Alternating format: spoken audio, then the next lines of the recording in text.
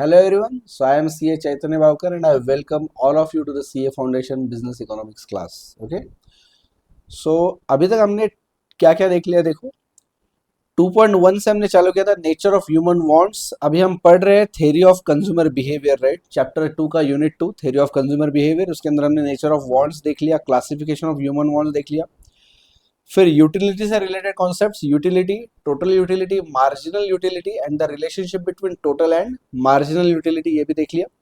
उसके बाद में हमने देखा law of diminishing marginal utility, यहाँ पे हमने यूटिलिटी का सब पार्ट पूरा खत्म कर दिया। और उसके बाद में हमने चालू किया था कंज्यूमर सरप्लस। तो लास्ट वीडियो में हमने कंज्यूमर सरप्लस का कॉन्सेप्ट देखा। इस वीडियो में अपने को देखना है applications of consumer surplus and limitations of consumer surplus, यानी कि 2.7 and 2.8। Okay, so before going ahead with the applications and limitations we will have a quick recap कि अभी तक हमने क्या क्या देख लिया है ऑलरेडी, उसका एक क्विक रिवीजन हम लेंगे and then we will start with the chapter. Okay, चलो तो देखो, सबसे पहले हमने देखा था नेचर ऑफ ह्यूमन वांट्स। तो नेचर ऑफ ह्यूमन वांट्स के अंदर हमने देखा कि ह्यूमन वांट्स कैसे होती है। So human wants are unlimited, कभी खत्म नहीं होने वाली वैरायटी ऑफ ह्यूमन वांट्स। कुछ वांट्स आप सेटिस्फाई कर दो, तुरंत next set of wants will be ready. Differ in intensity, कुछ वांट्स अर्जेंट रहेंगे, कुछ wants will be lesser urgent. Then satiable, यानी कि wants are able to be satisfied. उसके बाद में कॉम्पिटिटिव होती है, वांट्स एक दूसरे के साथ कॉम्पीट करती है। क्या एग्जांपल देखा था हमने, जैसे मुझे खाना भी चाहिए, मुझे फूड मतलब फूड चाहिए, मुझे गाड़ी की भी जरूरत है, मुझे लैपटॉप की भी जरूरत है और मुझे मोबाइल की भी जरूरत है। तो every want will fight with each other. जो ज्यादा अर्जेंट होगी वो पहले सेटिस्फाई होगी, जो कम अर्जेंट होगी वो बाद में सेटिस्फाई होगी।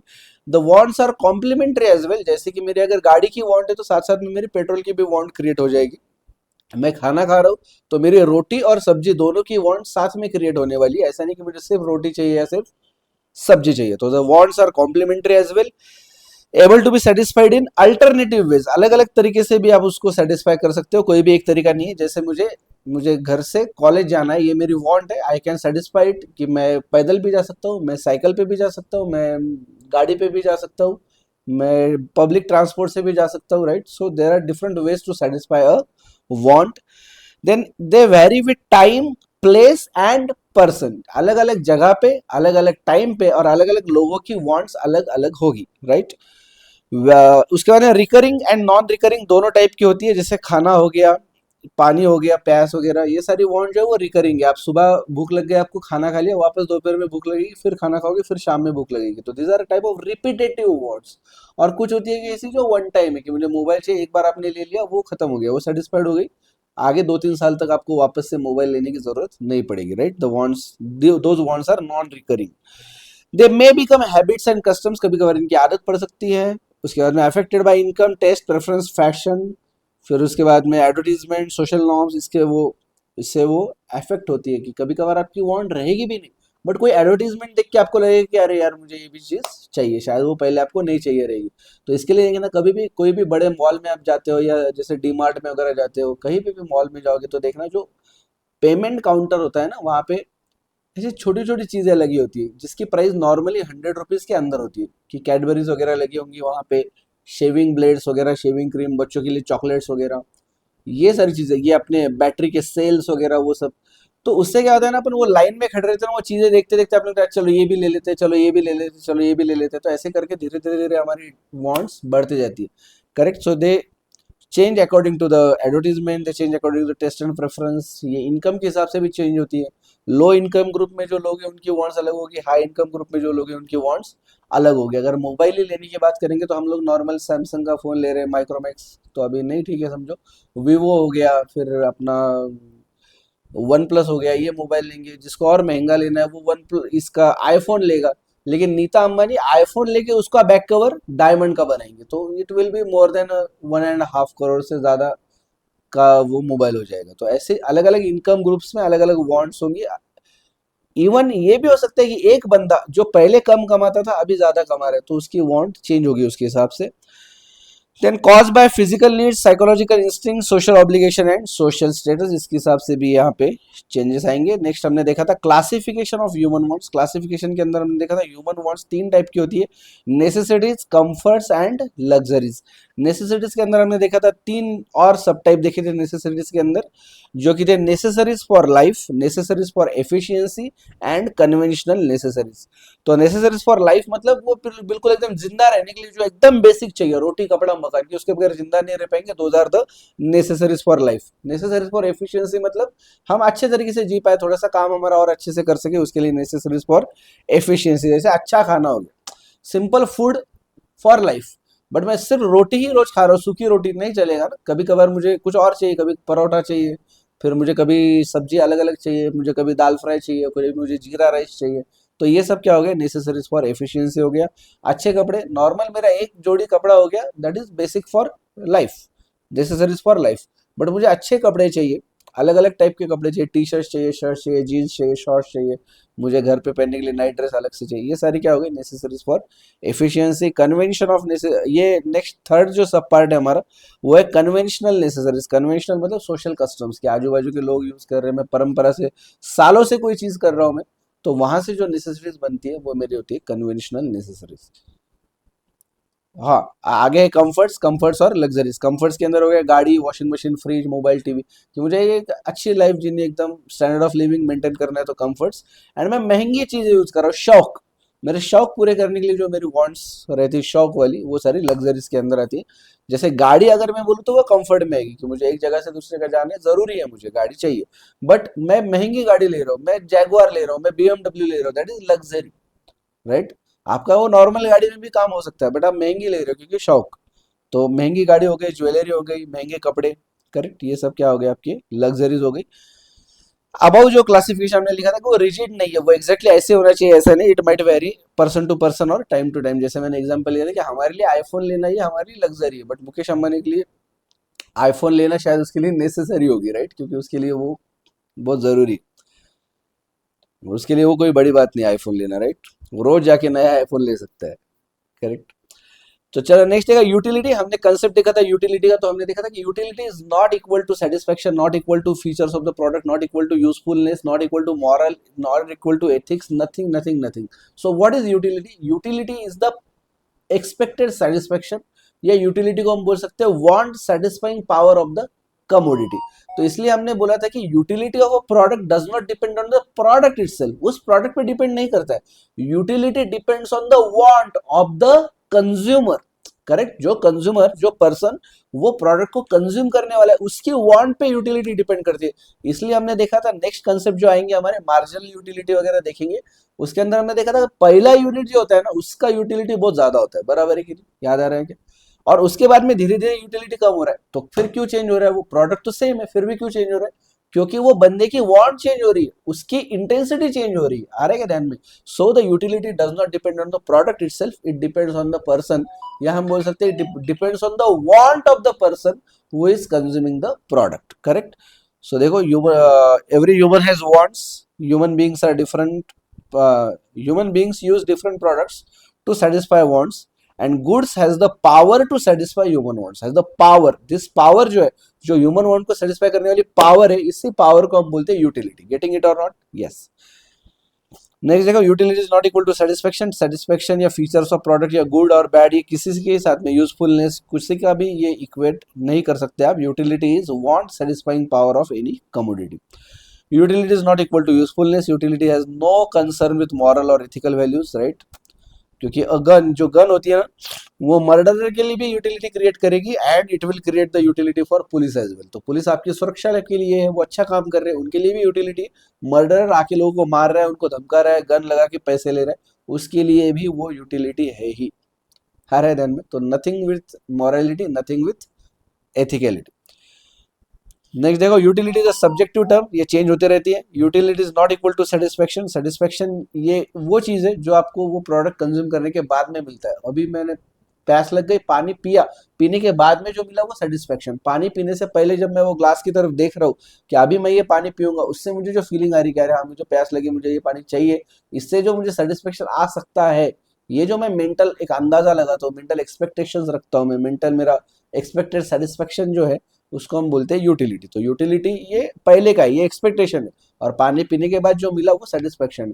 तो इट माइट हैपन कि पानी पीने से पहले आपको लगेगा कि अरे ये बहुत अच्छा है, बढ़िया, मतलब यूटिलिटी बहुत ज्यादा है, बट पानी पीने के बाद में आपको ध्यान में आ रही है यार ये पानी बिल्कुल ठंडा नहीं था, इसका टेस्ट भी बहुत बेकार है, कड़वा लग रहा है, ये फल तो एकदम बोर हो गया, तो सेटिस्फेक्शन नहीं आया। लेकिन उसके पहले यूटिलिटी थी उसके अंदर, ध्यान में आ रहा है। So utility is different from satisfaction. Then हमने कंसेप्ट देखा था TU MU and relationship between TU and MU. तो टोटल यूटिलिटी मतलब क्या बच्चों, अगर हमने 5 यूनिट कंज्यूम किए सेम प्रोडक्ट के 5 यूनिट, तो first second third fourth fifth कुल मिला के सारी की सारी टोटल जो यूटिलिटी मिली सबको मैं ऐड कर देता हूं तो उसको बोलेंगे total utility. And marginal utility मतलब एक एक यूनिट से जो एडिशनल यूटिलिटी मिली, पहला यूनिट कंज्यूम किया उस यूनिट से जितनी यूटिलिटी मिली that is MU marginal utility. फिर सेकंड यूनिट हमने कंज्यूम किया, मैं एक बार टेबल निकालता हूं, देखो फर्स्ट यूनिट के लिए हमने मार्जिनल यूटिलिटी 50, अब वो कंज्यूम कर लिया ऑलरेडी। फिर दूसरा यूनिट जब हाथ में लिया उसकी मार्जिनल यूटिलिटी 30, हमने अंदाजा लगाया 30 यूनिट की हमको यूटिलिटी मिल जाएगी। यहाँ पे टोटल यूटिलिटी कितना 80, क्योंकि 50 प्लस 30, तो टोटल मतलब क्या एमयू की सम अगर मैं लेता हूं तो वो बन जाएगी टोटल। तो एमयू और टीयू में क्या बेसिक डिफरेंस है, एमयू मतलब उस यूनिट की यूटिलिटी, और टोटल यूटिलिटी मतलब उतने सारे के सारे यूनिट्स की मिला के कितनी यूटिलिटी आ रही है, that is total utility. Getting me? चलो, सो एमयू मतलब क्या, देखो utility you derive from consumption of one additional unit is called marginal utility. And total utility मतलब the total utility means summation of utilities derive from consumption of all units of all the units, correct. Next देखो, sorry एक second, derive from consumption of, हाँ, all units बराबर। Relationship between TU and MU, तो सम total of all the marginal utilities is equal to total utility. तो ये हमने एक formula देखा था कि summation of MU is equal to TU, ये नीचे देखो summation of MU is equal to TU. फिर उसके बाद में हमने कुछ एडवांस ऑब्जर्वेशंस लिखे थे, वो की थे, पहला summation of MU is equal to TU. तो अगर हमको मार्जिनल यूटिलिटीज दिए होंगे तो हमको टोटल यूटिलिटी फाइंड आउट करते आएंगे।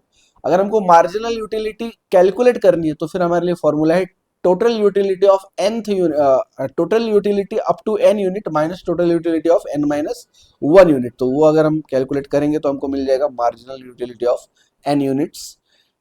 Then when TU is increasing, तो ये हमारा ऑब्जर्वेशन था कि जब टीयू बढ़ रहा है, करेक्ट, उसका बढ़ने का रेट कम हो सकता है। मेरी बात समझो, बढ़ने का रेट कम कम हो सकता है क्योंकि मार्जिनल यूटिलिटी कम कम हो रही होगी, करेक्ट। तो बढ़ने का रेट कम होगा, लेकिन टीयू जब बढ़ रहा है तब मार्जिनल यूटिलिटी हमेशा पॉजिटिव रहेगी और वो डिक्रीज करेगी, कम कम हो जाएगी। फिर एक टाइम ऐसा आएगा जहां पे टोटल यूटिलिटी होगी कांस्टेंट, नो चेंज, ना ऊपर जा रही है ना नीचे आ रही है, it is constant, exactly same. उस टाइम पे मार्जिनल यूटिलिटी होगी जीरो, एग्जैक्टली जीरो। उसके बाद में टोटल यूटिलिटी आएगी नीचे, करेक्ट, कांस्टेंट के बाद में नीचे। तो टोटल यूटिलिटी नॉर्मली कैसे होती है, पहले ऊपर जाती है, फिर कांस्टेंट और फिर नीचे। तो जब टोटल यूटिलिटी नीचे आ रही होगी at that time marginal utility will be negative. आ रहे ध्यान में, marginal utility will be negative. तो ये तीनों भी ऑब्जर्वेशन हमने देख लिए। एंड लास्ट हमने लिखा था कि अगर आपको टोटल यूटिलिटी दिया है और मार्जिनल यूटिलिटी दी है कुछ, और दूसरे इसकी टोटल यूटिलिटी बोला है कैलकुलेट करने को, तो जो सेकंड नंबर का हमने फॉर्मूला देखा था, सेकंड नंबर में M U of N is equal to T U of N minus T U of N minus one, उसी को हमने यहाँ पे थोड़ा सा अल्टर किया है, उसी के अंदर हमने उसी फॉर्मूले को एक्सटेंड किया है आगे। So T U of N minus one plus M U of N is equal to T U of N, तो ये कैलकुलेट कर सकते हैं हम लोग।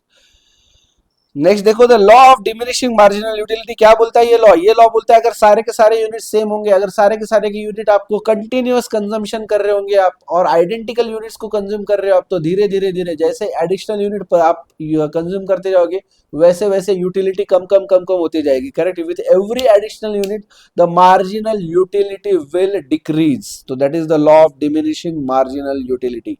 ये हमने देखा था, इसके एजम्पशन देखे थे हमने कि डिफरेंट यूनिट्स आइडेंटिकल होने चाहिए, unit should be of the standard size, continuous consumption होना चाहिए, law may not work for articles like gold, cash etcetera, and the utility curve may be affected by the presence और absence of complementary articles and substitutes. अच्छा, इसके अंदर एक ही बात सिर्फ रह गई मेरी बोलने की आपको कि यूटिलिटी जो है उसका यूनिट यूटिल्स होता है।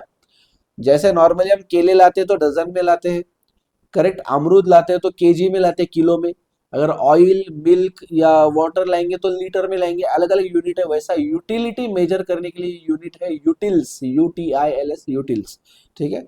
नेक्स्ट देखो, कंज्यूमर सरप्लस जो हमने लास्ट वीडियो में देखा, consumer surplus is what, the value you derive from the product minus the price you pay for the product. Are you getting me? जो आप वैल्यू उससे डिराइव करते हो, वहां कहां से पता चलेगा कितना वैल्यू डिराइव कर रहे हो? आप नॉर्मली क्या बोलते हो कि मैं इतना पैसा दे सकता था इसके लिए, मतलब the price you are ready to pay minus the price you actually pay. Correct. कभी कभी जैसे मैंने कल ये माउस का एग्जांपल लिया था कि ये मुझे 350 में मिला, मैं ये माउस लेने के बाद बोल रहा हूँ कि यार इतना अच्छा माउस है, इसका स्क्रोलिंग का बटन इतना अच्छा वर्क करता है, बिल्कुल टाइम लैग नहीं आता, एकदम मस्त चलता है। इसके अंदर सेल भी डालू मैं तो 1.5 2 महीने सेल चलते हैं इसके, जल्दी खत्म नहीं होते। तो पावर कंजम्पशन भी इसका बहुत कम है। तो मैं बोलता हूँ कि ये मैं 600 रुपए का आता ना तो भी ले लेता, 600 रुपए का आता तो भी ले लेता। तो 600 रुपए क्या हो गए यहाँ पे, द वैल्यू डिराइव, या जिसको बोल सकते हैं the price I am ready to pay, it is 600 rupees. But जब मैंने उसको प्राइस पूछा तो उसने बोला 350 रुपए का है ये। तो what is the price I have actually paid, 350। So the price I am ready to pay minus the price I have actually paid, that is 600 minus 350, that is 250, 250। ये है मेरा कंज्यूमर सरप्लस, कि ये मुझे एक्स्ट्रा एक्स्ट्रा मिला कुछ ना कुछ इसके अंदर। Correct, consumer surplus. So the price that a consumer is ready to pay minus price he actually pays is the consumer surplus। इसके अंदर हमने कुछ एग्जांपल लिया था कि आदमी था, कोई स्टोरी सुनाई थी मैंने आपको कि वो 12 साल जाके तपस्या करता है, फिर 12 साल में जाके वो क्या करता है, ऐसा ईश्वर से, भगवान से ऐसे एक ताकत मांगता है, एक पावर मांगता है कि मैं पानी पे चल सकूं। फिर उसके गांव वालों को बुलाता है कि देखो मेरे पास क्या मैजिक है, मैं क्या पावर है, मेरे पास चमत्कार करके दिखाता हूँ मैं उसको। और गांव वाले उसके ऊपर हंसने लगते हैं कि पागल, 12 साल तपस्या करके तूने ऐसी चीज मांग ली है भगवान से जो हम 10 रुपए दे के भी अफोर्ड कर सकते हैं। करेक्ट। क्या बोल रहे लोग कि तू 12 साल तपस्या करके ऐसी चीज ले रहा है जो हम नॉर्मली 10 रुपए लेके वो फैसिलिटी ले लेते। तो जो तुझे चीज मिली उसका वैल्यू क्या है, 10 रुपए। So the cost which you actually pay and the value which you derive is very different. तो जो बंदा उसको सप्लाई कर सकता है या जो बंदा उसको मैन्युफैक्चर करता है प्रोडक्ट को, वो क्या कंसिडर करता है, मेरी कॉस्ट प्लस मेरा खुद का प्रॉफिट और ऐसे कुछ ऐड करके उसकी प्राइस निकालता है। बट कंज्यूमर जब उसकी वैल्यू डिराइव करता है, जब कंज्यूमर उसको क्या बोलते हैं, परसीव करता है, जो वैल्यू परसीव करता है, वो ये देखता है कि मेरे लिए इसका यूज क्या है, ये मेरा एग्जैक्टली कौन सा प्रॉब्लम सॉल्व कर रही है, ये मुझे क्या एक्स्ट्रा फैसिलिटीज दे रही है, ये मेरे लिए क्या कौन सा काम मेरा आसान कर रही है, ये उसको देखते हैं वैल्यूज। हमने कार का एग्जांपल लिया था कि एक कार परचेस करते हैं 3 लोग एबीसी, हाँ ये यही पे है। एक कार है जो तीनों लोग एबीसी परचेस कर रहे हैं, एक का हर महीने का 5,000 रुपए का खर्चा बच रहा है कार लेने की वजह से, तो उसको लग रहा है कि ये कार की वैल्यू मेरे लिए क्या है, 60,000 रुपीज पर ईयर में इससे वैल्यू डिराइव कर रहा हूँ। बी का 8,000 रुपए का खर्चा बच रहा है, वो सोच रहा है कि मैं 96,000 मतलब लगभग, नहीं 12,000 का खर्चा बच रहा है इसका, तो ये सोच रहा है कि मैं लगभग लगभग 1.5 लाख मतलब 1,44,000 उतनी वैल्यू डिराइव कर रहा हूँ। सी ने तो वो कार लेके सीधा सीधा रेंट पे चढ़ा दी, तो वो 2,500 25,000 रुपये महीना कमा रहा है उससे। तो उसने क्या सोचा कि मैं महीने मतलब साल भर के 3 लाख रुपए की मेरी वैल्यू है कार से। तो कार सेम ली तीनों ने भी, प्राइस सेम पे करी तीनों ने भी, बट तीनों का जो क्या बोल सकते हैं वैल्यू जजमेंट जो है कि ये कार लेके मुझे कितना फायदा हो रहा है, तो वो जो है वो वैल्यू जजमेंट तीनों का भी अलग अलग। Correct. So the value will be the amount which will be perceived by the consumer. Correct. And the cost will be the amount which he is actually paying for the product, so that will be the cost. So Alfred Marshall इसका करता रहता है consumer surplus का। Consumer surplus से related कोई भी question आया तो आप बोलेंगे अल्फ्रेड मार्शल। इसका यूज कहाँ कहाँ पे होता है, तो गवर्नमेंट को पॉलिसी मेकिंग में इसका यूज करते हैं गवर्नमेंट, और फर्म्स, बिजनेस फर्म्स कहाँ पे यूज करती है, डिसीजन मेकिंग के लिए कि मैंने प्राइस कितना रखना चाहिए, प्राइस बढ़ा सकते हैं या कम कर सकते हैं, ये सब सोचने के लिए यहाँ पे ये यूज करेंगे कंज्यूमर सरप्लस। आगे चल के एप्लीकेशन में और ज्यादा डिटेल में देखेंगे। सबसे इंपॉर्टेंट ये पार्ट था कंज्यूमर सरप्लस का, जो कि है उसका टैबुलर रिप्रेजेंटेशन और ग्राफिकल रिप्रेजेंटेशन किया था हमने। देखो बच्चों, यूनिट्स सबसे लेफ्ट कॉलम जो है वहां पे हमने उसके यूनिट्स बताए। एक सेकेंड, हाँ ये देखो हमने यहाँ पे यूनिट्स बताए 1 2 3 4 5 6 7 8 इस टाइप से। ये यूनिट कंज्यूम करके ये एमयू मिल रहा है उसको, मार्जिनल यूटिलिटी 30 28 26 24 22 20 18 बराबर। अब अगर प्राइस 1, ये जो सिचुएशन 1 है मेरी, ये अगर हम कंसिडर करते हैं सिचुएशन 1, तो इसके अंदर क्या था, प्राइस सबकी 20 थी, हर यूनिट की प्राइस 20 थी। तो मैं पहला यूनिट ले रहा हूँ क्योंकि मेरा कंज्यूमर सरप्लस है 10 का, दूसरा भी ले रहा हूँ क्योंकि कंज्यूमर सरप्लस है 8 का, तीसरा लिया, चौथा लिया, पांचवा लिया और छठा भी ले लिया। सातवां यूनिट मैंने नहीं लिया क्योंकि यहाँ पे मेरा कंज्यूमर सरप्लस नहीं मिल रहा है मुझे, क्योंकि यहाँ पे मेरी मार्जिनल यूटिलिटी कम है 18 है और कंज्यूमर सरप्लस ये प्राइस 20 है। So I am paying more than the marginal utility which I am getting. तो मुझे जो मिल रहा है उससे मैं ज्यादा पे कर रहा हूँ, तो कंज्यूमर सरप्लस कम हो गया है यहाँ पे। तो ये मैं सातवां यूनिट में परचेस नहीं कर रहा हूँ, मैं पहले 6 यूनिट परचेस करता हूँ। लेकिन जैसे बच्चों देखो सिचुएशन 2 के अंदर प्राइस चेंज होगी। अच्छा एक काम करते हैं, पहले सिचुएशन 1 का ग्राफ देख लो। पहले सिचुएशन 1 का ग्राफ यहाँ तक का है, ये देखो ये जो लाइन है ये पूरी सिचुएशन 1 को रिप्रेजेंट कर रहा है, ये ट्राइंगल, ये पूरा मेरा है कंज्यूमर सरप्लस बराबर। इस ट्राइंगल के अंदर ये जो लाइन है, एक सेकंड ये मैं फिर से बताता हूँ, ये जो लाइन है ये है प्राइस की लाइन बराबर, ये प्राइस की लाइन देख रहे हो आप स्क्रीन पे। Please watch on the screen, सिर्फ भजन मत सुनो, देखो स्क्रीन पे, ये मेरी प्राइस की लाइन, ये मैं प्राइस पे कर रहा हूँ। ये सीधी क्यों है? क्योंकि प्राइस सेम है, सारे के सारे यूनिट की प्राइस सेम है 20 रुपीज, तो इसके लिए ये लाइन सीधी है। और यहाँ ये है मेरा कंज्यूमर सरप्लस बराबर, ये क्या है मेरा consumer surplus, sorry sorry consumer surplus, ये है मेरे मार्जिनल यूटिलिटी। तो बच्चों मार्जिनल यूटिलिटी की लाइन सीधी नहीं है, अरे ये क्या हो गया, प्राइस की लाइन तो सीधी है, मार्जिनल यूटिलिटी तो सीधी नहीं है, it is downward. Correct, downward आ रही है, नीचे नीचे आ रही है, क्यों? बिकॉज रीजन सिंपल है, जैसे जैसे हमारे नंबर ऑफ यूनिट्स बढ़ते हैं वैसे वैसे मार्जिनल यूटिलिटी मेरी हो जाती है कम। Correct, with each additional unit मेरी मार्जिनल यूटिलिटी हो जाती है कम। तो मार्जिनल यूटिलिटी माइनस प्राइस, मतलब जो ये एरिया है मार्जिनल यूटिलिटी माइनस प्राइस, तो ये एरिया किसको रिप्रेजेंट करता है? ये एरिया रिप्रेजेंट करता है मेरी कंज्यूमर सरप्लस को बराबर। क्योंकि ऊपर की लाइन, इसके ऊपर की लाइन है कंज्यूमर, इसका सॉरी सॉरी सॉरी नीचे आ गया दादा, एक सेकंड, ये यहाँ तक ही करता है कंज्यूमर सरप्लस, राइट। क्योंकि ये जो टेढ़ी लाइन है ये वाली, ये टेढ़ी लाइन, ये है मार्जिनल यूटिलिटी। मार्जिनल यूटिलिटी से कम, मतलब मार्जिनल यूटिलिटी माइनस प्राइस, ये होता है कंज्यूमर सरप्लस। तो ये सारा एरिया देखो, ये सारा एरिया, इसके ऊपर है मार्जिनल यूटिलिटी और इसके नीचे है प्राइस, तो इट रिप्रेजेंट्स कंज्यूमर सरप्लस। तो अभी तक हमने कितने यूनिट बाय कर रहे थे? हम 6 यूनिट बाय कर रहे थे, क्योंकि यहाँ पे लाइन हमारी मीट कर रही है, प्राइस और एमयू की लाइन मीट कर रही है। So we were buying 6 units बराबर, we were buying 6 units. But जैसे हमने प्राइस कम कर दी, 20 से 18 के ऊपर आ गए हम लोग प्राइस में, तो देखो कंज्यूमर सरप्लस भी चेंज हो गया। अभी 12, 10, 8, 6, 4, 2, और अभी देखो मजेदार चीज ये कि 7वें यूनिट तक हम बाय कर रहे हैं, क्योंकि 7वें यूनिट का कंज्यूमर सरप्लस है 0। 8वें यूनिट का हमारा कंज्यूमर सरप्लस हो जा रहा है negative. So we will buy first unit, second, third, fourth, fifth, six and seventh as well. और यहाँ पे हम 8th वाला बाय नहीं करेंगे।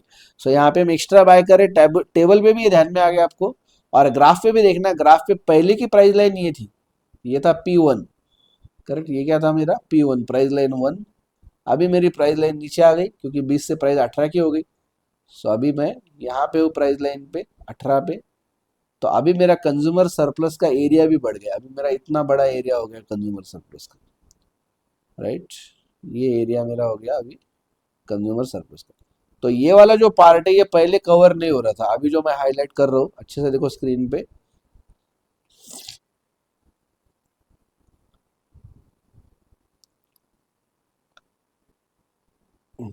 ये वाला जो एरिया है जो अभी मैंने हाईलाइट किया है, ये मेरा पहले कंज्यूमर सरप्लस में नहीं आ रहा था, इसके लिए मैं 7th यूनिट बाय नहीं कर रहा था क्योंकि ये मेरा तब कंज्यूमर डेफिसिट हो रहा था। बट अभी this area is getting added into the earlier area, तो अभी टोटल मेरा कंज्यूमर सरप्लस वाला एरिया जो है वो ये नहीं है, पहले ये था बराबर है क्या? पहले मेरा कंज्यूमर सरप्लस का एरिया ये था, बट अभी मेरा कंज्यूमर सरप्लस एक्सटेंड हो रहा है। अभी हम यहाँ पे भी, ये भी नीचे का भी एरिया कवर करेंगे, and now my consumer surplus will be this much total. Correct, this will be my consumer surplus total, ये सारा का सारा एरिया मेरा कंज्यूमर सरप्लस रहेगा। और उसके लिए फिर अभी हम 7 यूनिट बाय कर रहे हैं, क्योंकि अभी मेरी प्राइस की और एमयू की लाइन 7वें यूनिट पे वहां पे टच कर रही है एक दूसरे को, राइट। Getting me? चलो अच्छे से सब कुछ ध्यान में आ गया आपको। Now we will see the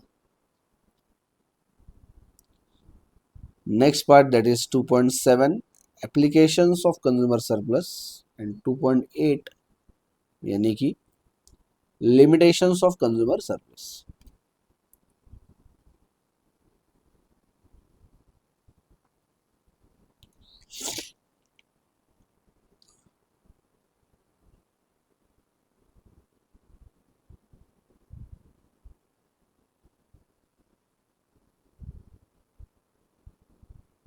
चलो, हेडिंग डालेंगे सब लोग मेरे साथ।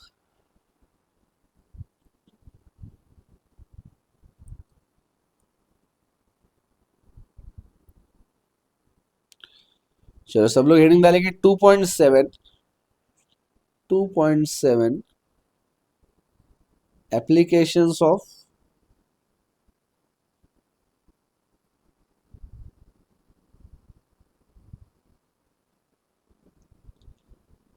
Consumer surplus.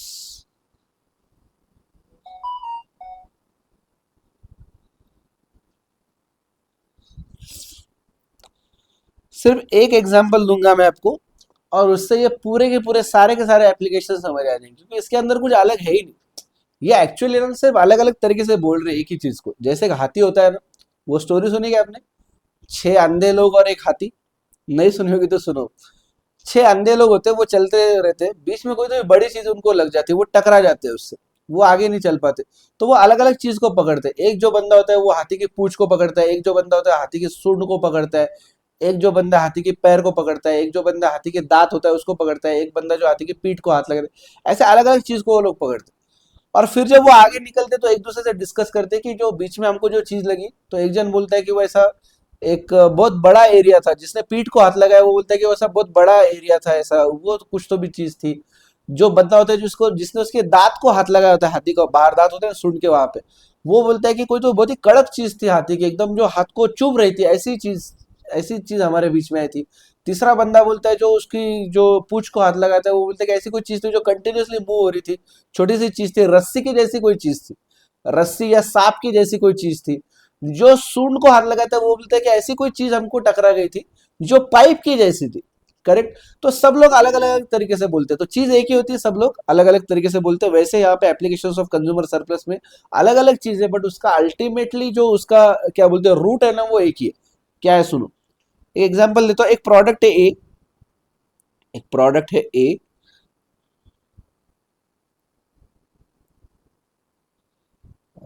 ऐसा मान लो कि ये है कार। प्रोडक्ट ए नहीं, इसको अपन मानते हैं कि ये कार है। ठीक है, प्रोडक्ट है कार, और दूसरा प्रोडक्ट है हमारा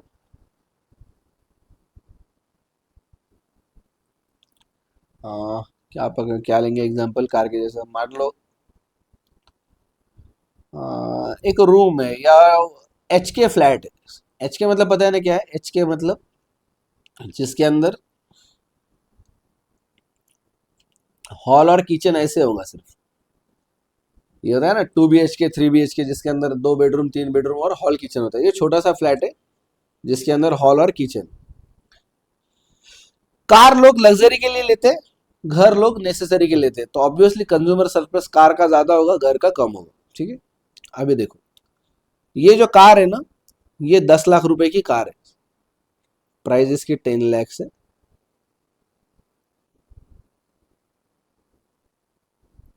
10 नहीं, थोड़ी ज्यादा पकड़ते समझ लो। कार की प्राइस है 25 लाख, लग्जरी कार है एकदम।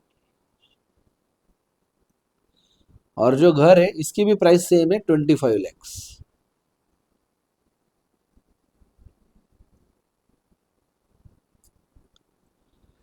इसको अगर पूछा कि भाई तुझे वैल्यू कितनी मिल रही है, the price you are ready to pay, the marginal utility, सबका मतलब एक ही। कि इसको पूछा कार वाले को कि तुझे वैल्यू कितनी मिल रही है, तो ये तो पहले लग्जरी बंदा है। ये बहुत अल्ट्रा रिच आदमी, 25 लाख की कार ले रहा है, मतलब नॉर्मल सादा सुधा मिडिल क्लास बंदा तो है नहीं। इसने जब कार लिया, कार के अंदर बहुत सारे फीचर्स है। कार को पूरा 360 डिग्री एंगल में इसको कैमरे लगे, बाहर कौन है क्या नहीं इसको सब दिखता है, पीछे आगे साइड में सब कुछ। फिर इसके अंदर एक रोबोट है जिसको सिर्फ आवाज दे दिया कि कार के विंडोज बंद करो, बंद करता है। स्टार्ट दे एसी बोला कि एसी चालू करता है। बहुत लग्जरियस कार है, वेंटिलेटेड सीट्स है, बहुत कुछ है। ये बोलते हैं कि इसके लिए ना, अगर सेफ्टी स्टैंडर्ड्स भी बहुत अच्छे हैं, कि ये कार एकदम 100 के स्पीड से भी किसी को टकरा जाती तो कार को कुछ नहीं होता, कार के अंदर का ड्राइवर पैसेंजर सब सेफ रहते, कोई भी नहीं मरेगा। बहुत सारे इसके अंदर फीचर्स है। तो इसको पूछा कि भाई तू ये कितने में लेता था, तो इसको ये बोलता है कि मैं 50 लाख की भी अगर रहती ना ये गाड़ी तो भी मैं लेता था, क्योंकि इसके अंदर सेफ्टी फीचर्स वगैरह सब कुछ इतना ज्यादा है कि मुझे कोई टेंशन नहीं 50 लाख देने को। ये बंदा जिसने फ्लैट लिया, दूसरा आदमी है जिसने फ्लैट लिया, उसको पूछा कि ये फ्लैट तो कितने तक का लेता था, ये पहले से मरा हुआ है, इसको तो घर भी नहीं है रहने को, ये पहले से रेंटेड इसमें रहता है। ये क्या बोलेगा कि 50 लाख का भी रहता तो मैं ले लेता। ये 25 लाख का घर लेने के लिए इसने होम लोन लिया है, 10 बैंकों में चक्रे मारी कि भैया तुम्हारे पास इंटरेस्ट रेट कितना है, तुम्हारे पास इंटरेस्ट रेट कितना है, तुम्हारे पास इंटरेस्ट रेट कितना है। वहां पे जहाँ पे सस्ता मिला, जहाँ पे अच्छा मिला, वहां पे इसने लिया। ये बोला है कि यार मैं ज्यादा तो नहीं दे सकता था इसके लिए, बट हाँ अगर ये 30 लाख का भी अगर बोलता ना तो मैं छोड़ता नहीं इस घर को, क्योंकि बाकी के जो ये है घर 2 BHK 3 BHK जो बड़े बड़े घर है, उसकी तो मतलब बहुत ही प्राइस ज्यादा है, 1-1 डेढ़-डेढ़ करोड़ के आ रहे। तो ये घर अगर ये मालिक मेरे को बोलता ना कि 30 लाख का दे रहा तो भी मैं लेता था, लेकिन 30 लाख के ऊपर नहीं ले सकता था। निकालो कंज्यूमर सरप्लस, निकालो इसका।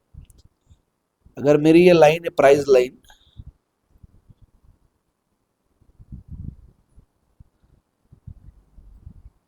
यहाँ पे 25 लैक्स, यहाँ पे 30 लैक्स, यहाँ पे 35, यहाँ पे 40, यहाँ पे 45, यहाँ पे 50, सेम यहाँ पे 25, यहाँ पे है 30, यहाँ पे है 35, यहाँ पे है 40, यहाँ पे है 45 और यहाँ पे है 50।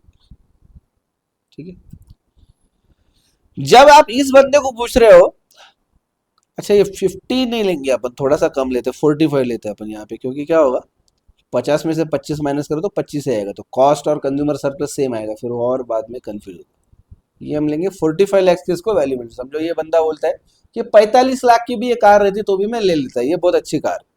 ठीक है, तो अभी देखो हो क्या रहा, ये जो 45 है यहां से तो 25, इतना बड़ा इसका कंज्यूमर सरप्लस है, इतना बड़ा क्या है इसका कंज्यूमर सरप्लस, कितना बड़ा है 20 लैक्स का इसको कंज्यूमर सरप्लस मिल रहा है, राइट। 20 लैक्स का क्या है मेरा कंज्यूमर सरप्लस।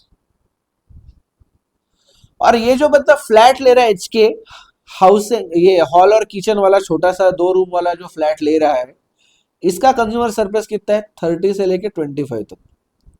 तो इसका मतलब इसको कितना कंज्यूमर सरप्लस मिल रहा है 5 लाख का कंज्यूमर सरप्लस। कितना है इसका 5 लैक्स। अभी देखो, अभी देखो मैं क्या बोल रहा हूं, एकदम ध्यान से सुनो।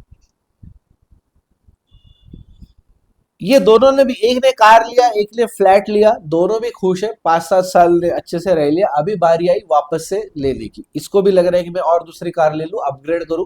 ये बंदे को ले रहा है अभी मैंने दूसरा घर लेना चाहिए।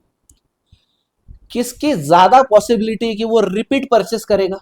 कौन कर सकता है रिपीट परचेस, ये घर लेने वाला बंदा या कार लेने वाला बंदा? राइट, ऑब्वियसली कार लेने वाला बंदा करेगा, क्योंकि उसको कंज्यूमर सरप्लस बहुत मिला ना। इसको लगता है कि मुझे 20 लाख रुपए सस्ती मिल गई गाड़ी, अरे कोई टेंशन नहीं है, 45 लाख की गाड़ी मुझे 25 लाख में मिल गई थी, अभी 25 लाख की गाड़ी की कीमत बढ़ के 30-35 भी हो गई होगी तो भी वो ले लेगा।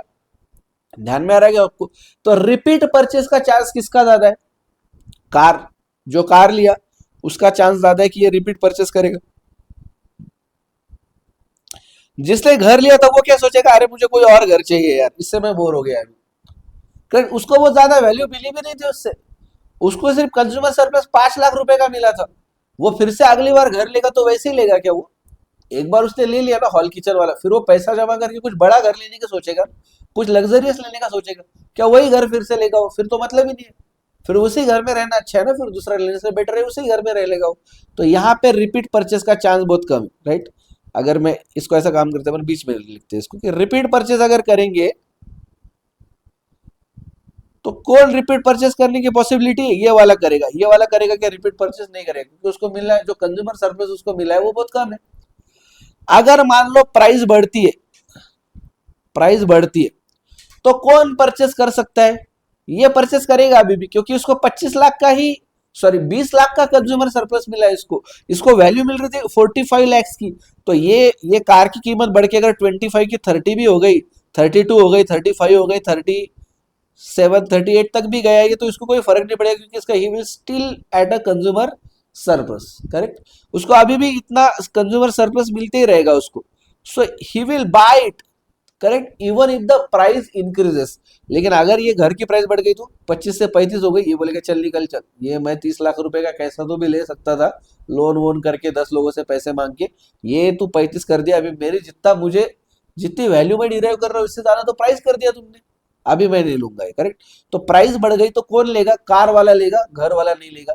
ये पता कहां से चला बे, ये बताओ कि कार परचेस करेंगे और घर परचेस नहीं करेगा वो अगर प्राइस बढ़ी तो, ये पता कहां से चला आपको, ये पता चला आपको कंज्यूमर सरप्लस से। तो this is one of the applications of consumer surplus. तो सबसे पहला एप्लीकेशन था जहां पे कंज्यूमर सरप्लस ज्यादा, वहां पे रिपीट परचेस होने का चांस ज्यादा आएगा ध्यान में, वहां रिपीट परचेस होने का चांस ज्यादा। दूसरा आपको ध्यान में आ रहा है, जहां पे कंज्यूमर सरप्लस ज्यादा वहां पे प्राइस बढ़ भी गई तो फिर से वो परचेस कर सकता है, क्योंकि ऑलरेडी उसको वैल्यू ज्यादा मिल रही है। तो थोड़ा बहुत प्राइस बढ़ भी गया इतना फर्क नहीं पड़ रहा उसको, 45 लाख की वैल्यू मिल रही, प्राइस 25 लाख की है, शोरूम पे गए, शोरूम वाले अरे यार एक फन फैक्ट आपको बताने की रह गई। बोले क्या फन फैक्ट बताने की रह गई, बोले 25 लाख ना हमारी शोरूम प्राइस थी। बोले तो, बोले इसको ऑन रोड लाने तक की और भी कॉस्ट होती है। बोले कौन सी, बोले इंश्योरेंस होता है, आरटीओ का रजिस्ट्रेशन होता है, टैक्सेस होते हैं, बहुत कुछ होता है, कुछ एक्सेसरीज भी आपको लेने पड़ेंगे, ऐसे रॉ सिर्फ गाड़ी लेके जाके क्या करोगे। उसने ठीक है कितना कॉस्ट ऐड हो रहा है, उसने बोला 6 लाख ऐड हो रहा है। वो डरते डरते बोल रहा है, क्योंकि इसने बोलने का रह गया था 25 लाख, अब उसको लग रहा है कि ज्यादा प्राइस बढ़ गई, ये बदला वापस ना चला जाए। उसने बोला सर 6 लाख रुपए लग जाएंगे, फिर भी मैं आपके लिए कुछ कोशिश करता हूँ। इसने बोला कुछ कोशिश वोशिश मत कर, चल ले 6 लाख रुपए ले और गाड़ी दे दे। क्यों, क्योंकि उसको वैल्यू मिल रही 45 लैक्स की, तो 25 लाख की 31 लाख हो गई, उसको इतना फर्क नहीं पड़ रहा है, still at a consumer surplus of 14 lakhs, तो वो still he will by the car, correct. उसने तो उसके मन में ये सोच लिया कि इसको 45 लाख भी देने की जरूरत पड़ी तो भी मैं दूंगा और गाड़ी ले ही लूंगा मैं। तो 25 का 31 हो गया, उसको कोई फर्क नहीं पड़ रहा है, अभी उसने ले लिया, मतलब प्राइस बढ़ गई तो भी ये परचेस पे फर्क नहीं पड़ रहा है। मुझे बताओ कि बिजनेस ओनर्स के लिए इसका फायदा है या नहीं। अगर बिजनेस ओनर्स को पता चल गया है कि यार मेरे प्रोडक्ट की वैल्यू बहुत जबरदस्त है, लोगों को बहुत कंज्यूमर सरप्लस मिल रहा है उसके अंदर, तो वो प्राइस बढ़ाएगा कि नहीं बढ़ाएगा, अरे बढ़ाएगा ना, वो ज्यादा प्रॉफिट कमाएगा वो। प्राइस बढ़ाने से कॉस्ट बढ़ेगा क्या उसका, उसका कॉस्ट तो उतना ही आएगा ना, कार बनाने का कॉस्ट, सीट का कॉस्ट, इंजन का कॉस्ट, ब्रेक का कॉस्ट, वो तो वही रहेगा। समझ लो वो 22 लाख की गाड़ी बना रहा था, 25 लाख में बेच रहा था, 3 लाख प्रॉफिट कमा रहा था। उसको ध्यान में आएगा मेरा 90% कंज्यूमर ऐसा है कि जो सोच रहा है कि मेरी गाड़ी से 40-45 लाख की वैल्यू मिल रही, वो प्राइस बढ़ा देगा सीधा, 25 लाख की 35 लाख कर देगा, एक्स्ट्रा 10 लाख प्रॉफिट कमाएगा ना। कहां से पता चल रहा है, कंज्यूमर सरप्लस से। क्या करेगा क्या नहीं वो बाद में देखेंगे, बढ़ाएगा नहीं बढ़ाएगा प्राइस वो बाद में देखेंगे। He will go for repeat purchase और he will go for higher profits, वो बाद में देखेंगे। बट उसको ये पता कहां से चल रहा है, कंज्यूमर सरप्लस से। This is the benefit, this is the application of consumer surplus, correct. उसको देखना है कि कौन से प्रोडक्ट को रिपीट कस्टमर आ रहे। मान लो ये कार बेचने वाला और घर बेचने वाला दोनों एक ही बंदा है, उसके दो बिजनेस, वो बिल्डरशिप भी करता है, घर भी बनाता है, 1 BHK 2 BHK 3 BHK HK रो हाउसेस बंगलोज विलाज ये भी बना के बेचता है। एक जगह पे उसने टाटा से फ्रेंचाइजी लेके शोरूम भी डाला हुआ है। उसको देखना है कि यार मुझे प्राइस बढ़ानी है, मुझे ज्यादा प्रॉफिट कमाना है। वो अभी 100 करोड़ का प्रॉफिट कमा रहा है, उसने सोचा कि मुझे अगले साल 150 करोड़ का प्रॉफिट कमाना है, उसके लिए मुझे प्राइसेस बढ़ानी। अब प्राइसेस बढ़ाने के लिए वो सोच रहा है कि मैं कार की प्राइस बढ़ाऊं या घर की प्राइस बढ़ाऊं। किससे पता चल रहा है कि कार की बढ़ा सकते हो आप, घर की नहीं बढ़ा सकते, कहां से पता चल रहा है, कंज्यूमर सरप्लस से पता चल रहा है। Getting me, so consumer surplus will tell you कि आप डिसीजन मेकिंग कैसे कर सकते हो, राइट। तो घर की केस में वो क्या करेगा, प्राइस नहीं बढ़ाएगा, क्योंकि इसने 25 का 31 भी कर दिया तो भी ये बंदा चला जाएगा, बोलेगा चलिए घर तेरे पास ही रख, मैं जा रहा हूँ, करेक्ट। तो वो नहीं लेगा, तो फिर वो घर की प्राइसेस नहीं बढ़ाएगा, घर की प्राइस उतनी रखेगा, कार की प्राइस बढ़ा देगा। तो कहां से पता चला, कंज्यूमर सरप्लस से, बराबर। गवर्नमेंट है, गवर्नमेंट को बढ़ाने के टैक्सेस और उनको देनी है सब्सिडीज कुछ चीजों के लिए, ठीक है। गवर्नमेंट को कुछ चीजों पे टैक्सेस लगाने, कुछ चीजों पे सब्सिडी देनी, कुछ ना कुछ तो करना पड़ता है ना हर गवर्नमेंट को हर बजट में, क्योंकि अगले बार किसी ने तो वोट देना चाहिए। तो पॉलिसी डिसीजन मेकिंग तो करनी पड़ेगी, कुछ चीजों पे कुछ प्रोडक्ट पे सब्सिडी देनी पड़ेगी, कुछ प्रोडक्ट पे टैक्सेस बढ़ाने पड़ेगी। इसने सोचा कहाँ पे बढ़ाएंगे, फाइनेंस मिनिस्टर बैठ गए निर्मला सीतारामन जी, और उन्हें सोचना चालू कर दिया कि भैया मैं टैक्स किस पे लगाऊं। उसने सोचा कि सबसे पहले चलो मैं घर पे टैक्स लगाता। उन्होंने घर पे इतना टैक्स लगा देगी कि 25 लाख का घर 35 लाख का हो जाएगा। हाँ, उतना ज्यादा टैक्स लगा देगी। अरे उनके सेक्रेटरी पागल में निकालेंगे उनको, उनको बोले मैडम ऐसा करोगे ना आप तो महंगाई इतनी बढ़ जाएगी, लोग घर लेंगे नहीं, वैसे पड़े ही पड़े रहेंगे। बीच में आपने देखा था कि डीमोनेटाइजेशन हुआ था 2016 में, सारी की सारी नोट बैन हो गई थी। रियल एस्टेट के ट्रांजैक्शन में सारा ज्यादातर तो कैश ट्रांजैक्शन होता है। उसके बाद में जीएसटी भी आ गया। रियल एस्टेट पे जीएसटी पहले 18% टैक्स था, अभी 1% पे आ गया। पहले 12% था, 18 नहीं 12। लैंड की कॉस्ट अगर निकालेंगे तो 12% था। तो ये हायर जीएसटी डिमोनेटाइजेशन की वजह से ब्लैक मनी खत्म हो गया, और ये सब चीजों की वजह से घर बिक ही नहीं रहे थे। अकेले बैंड्रा वेस्ट के अंदर करीब करीब 1 लाख फ्लैट्स, पूरे रेडी फ्लैट्स, रेडी बंगलो, सारे के सारे फ्लैट्स और हाउसेस वगैरह ऐसे खाली पड़े थे, बिक नहीं रहे थे, लोग उसको बाय नहीं कर रहे थे। क्यों होता है ये? बिकॉज टैक्सेस, और इसकी वजह से रियल एस्टेट पे एक तो स्टैम्प ड्यूटी लगता है 6%, रजिस्ट्रेशन चार्जेस 1%, यानी कि वो 7% प्लस जीएसटी। ये सब टैक्सेस के कारण बिक नहीं रहे थे वो। तो गवर्नमेंट को डिसाइड करना होता है कि किस पे टैक्स लगाए। अरे जिस पे कंज्यूमर सरप्लस ऑलरेडी कम है, अबे उस पे टैक्स लगाओगे तो वो बिकेगा ही नहीं। अब बिकेगा नहीं तो टैक्स मिलेगा नहीं। गवर्नमेंट को टैक्स कब मिलेगा? जब ये घर बिकेगा तब टैक्स मिलेगा। अगर ये बिका ही नहीं तो टैक्स का काम ही नहीं कुछ। तो इसके लिए फिर गवर्नमेंट बोलेगी नहीं नहीं नहीं, घर के ऊपर हम ज्यादा टैक्स नहीं लगाएंगे, उल्टा घर को सब्सिडी दे देंगे। इतने सालों तक घर पे सब्सिडी थी, आपको पता है कि ये शायद 2023-24 में नहीं, मार्च 23 तक 2.5 लाख रुपए की सब्सिडी दे रही थी मोदी गवर्नमेंट, कि आप कोई नया घर लेते हो और वो किसी लेडी के नाम पे लेते हो, और उनके नाम पे पहला घर नहीं होना चाहिए। कुछ कंडीशन थी ऐसी कि सबसे पहला ही घर हो। उनका ये मानना था कि लोगों को, सबको रहने के लिए घर चाहिए, और साथ साथ में उनको ये भी इंश्योर करना था कि रईस लोग 2 घर, 4, 5, 6 घर लेके सब्सिडी का फायदा ना उठाए। तो उनका था कि पहला घर लो, घर पे जो लेडीज है उनके नाम पे लो, तो हम 2.5 लाख का सब्सिडी देंगे। क्यों दिए सब्सिडी घर पे? क्योंकि देखो घर पे कंज्यूमर सरप्लस कम है। अगर ये सब्सिडी देने की वजह से 25 लाख का घर अगर 22 लाख का होता है एग्जाम्पल के लिए, तो ये ज्यादा परचेज होगा ना, ऐसे ज्यादा घर बिकेंगे, ऐसे ज्यादा लोग कंज्यूमर मार्केट में आके घर खरीदेंगे, क्योंकि ये सस्ता हो गया। तो यहाँ पे कंज्यूमर सरप्लस जो पहले 5 लाख का था, ये बढ़ के 8 लाख का हो गया, तो ज्यादा लोग आएंगे। तो गवर्नमेंट क्या करेगी? इसको सब्सिडी देगी, और ये जो कार है इसके ऊपर टैक्सेस लगाएगी। गवर्नमेंट बोलेगी चलो इस पे टैक्स लगाए तो क्या होगा, 25 लाख की कार हो जाएगी 35 लाख की। 35 लाख में भी लोग खरीदेंगे क्या? हाँ खरीदेंगे, उनको तो वैल्यू 45 लाख की मिल रही है, उनको कोई टेंशन नहीं। तो वो क्या करेगी? गवर्नमेंट इसके ऊपर लगा देगा टैक्स, घर को दे देगी सब्सिडी। करेक्ट? या टैक्सेशन में भी higher rate of tax. Car के ऊपर देखना, सबसे ज्यादा रेट ऑफ टैक्स है 28%। उसमें भी जो लग्जरी कार्स है, जो एकदम महंगी बीएमडब्ल्यू, ऑडी, इस टाइप की जो कार गाड़ियां बड़ी बड़ी, उसके ऊपर तो कार के जीएसटी और उसके साथ पे जीएसटी का सेस लगता है। तो कुल मिला के इफेक्टिव रेट ऑफ ड्यूटी जाती है अराउंड 43%। 43% ध्यान में आ रहा है क्या आपको?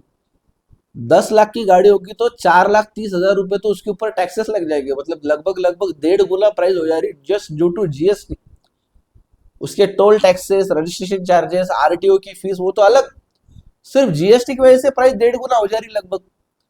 तो क्यों कर पा रही है government? And still the car companies are able to sell all of their cars.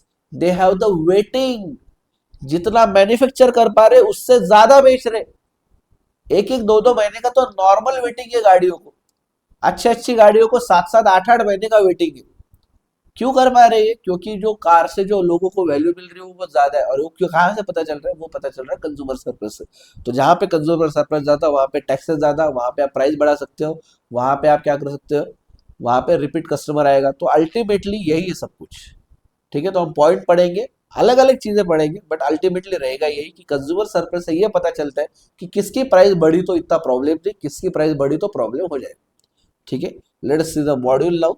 And module के ऊपर हम ये पढ़ लेंगे और आप सब कुछ ये रिलेट कर पाओगे। करेक्ट? आ रहा है ना सबको ध्यान में? चलो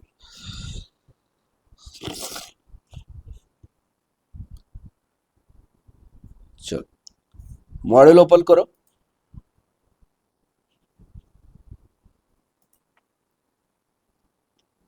चलो, तो देखो एप्लीकेशन, सबसे पहले applications. The concept of consumer surplus has important practical applications. Few such applications are listed below. देखो क्या है, consumer surplus is a major of the welfare that people gain from consuming goods. तो वो goods consume करके कितना welfare हो रहा है, कितना एक्स्ट्रा वैल्यू आपको मिल रही है, वो आपको मिलता है गुड्स एंड सर्विसेज कंज्यूम करके। It is very important to a business firm के लिए देख रहे हैं यहाँ पे अपन, ये एप्लीकेशन जो है वो बिजनेस फर्म के लिए क्या फायदा है बिजनेस फर्म को। It is very important to a business firm to reflect on the amount of consumer surplus enjoyed by different segments of their consumer, because consumers वो अंडरलाइन करो, consumers who pursue large surplus are more likely to repeat their purchases,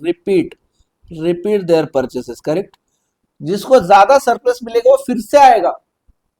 अब ये ठीक है, हमने जो example लिया था कार और गाड़ी का, ये तो रोज रोज जाके कोई परचेस नहीं करता है, बट नॉर्मली यू समझ लो कि कोई चीजें जैसे कपड़े हो गए, टी शर्ट्स हो गए, शर्ट्स हो गए, अगर इससे आपको लग रहा है कि कोई अच्छा एक कोई ब्रांड, मान लो रेमंड का ब्रांड है, वो उसका नॉर्मल शर्ट आता है, पकड़ लो 3-4 हजार का, 5 हजार रुपए का बहुत अच्छा शर्ट आता है।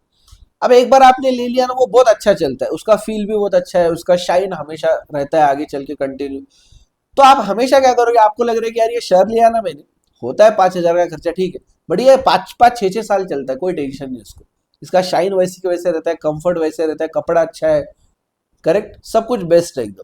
तो आप हमेशा जब भी शर्ट लोगे आगे तो आप वहीं पे जाओगे, क्योंकि आपको लग रहा है इससे जो मुझे वैल्यू मिल रही है वो 15-20 हजार की मिल रही है, और ये बंदा ले रहा है सिर्फ 5 हजार, तो मुझे 8-10 हजार का कंज्यूमर सरप्लस है इसके अंदर, तो मैं हमेशा जाऊंगा तो वही कपड़ा लूंगा। तो मैं हमेशा दिवाली को, न्यू ईयर को, हर 2-3 महीने को जब भी मैं कपड़े खरीदता हूँ तो मैं रेवर्ट के लेता हूँ, क्यों? क्योंकि मुझे वहां पे वैल्यू ज्यादा मिल रही है, तो I will be a repeat customer, मैं फिर से जाऊंगा उनके पास। कोई होटल है जहाँ का खाना आपको बहुत पसंद आए, आपने सोचा यार ऐसा खाना तो मैं 1000 रुपए पर प्लेट देके भी खा सकता हूँ, आप जब बिल आया तो पता चला कि 500 रुपए पर प्लेट है, तो आपको कंज्यूमर सरप्लस मिला। अगली बार नेक्स्ट टाइम जब फिर से होटल में जाने का काम पड़ेगा, आप उससे होटल पे जाओगे, जब भी आपको इच्छा होगी होटल पे जाने का वही जाओगे, तो you will be a repeat customer. तो जहां पे ज्यादा कंज्यूमर सरप्लस वहां पे ज्यादा रिपीट कंज्यूमर। तो लिख लो अपने बुक में, लिख लो फटाफट, पहला एप्लीकेशन, पहला एप्लीकेशन, चलो फर्स्ट एप्लीकेशन लिखो, एप्लीकेशंस ऑफ कंज्यूमर सरप्लस के अंदर लिखो एप्लीकेशंस। तो the first application will be large consumer surplus,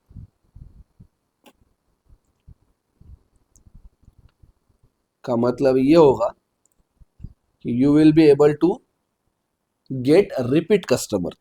तो आगे लिखो इसके रिपीट कस्टमर, रिपीट कस्टमर। चलो नेक्स्ट,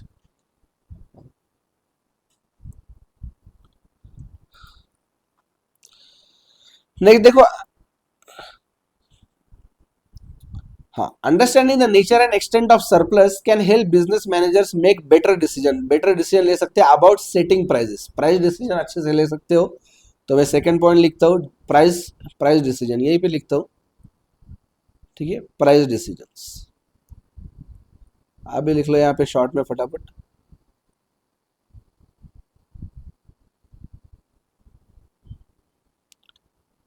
प्राइस डिसीजन। थर्ड लिखो,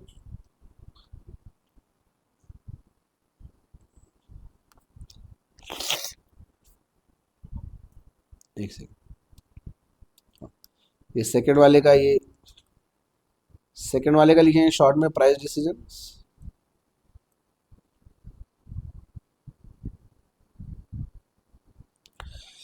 थर्ड वाले का लिखेंगे large scale investment decisions involve cost benefit analysis which takes into account the extent of consumer surplus which the projects में फेच।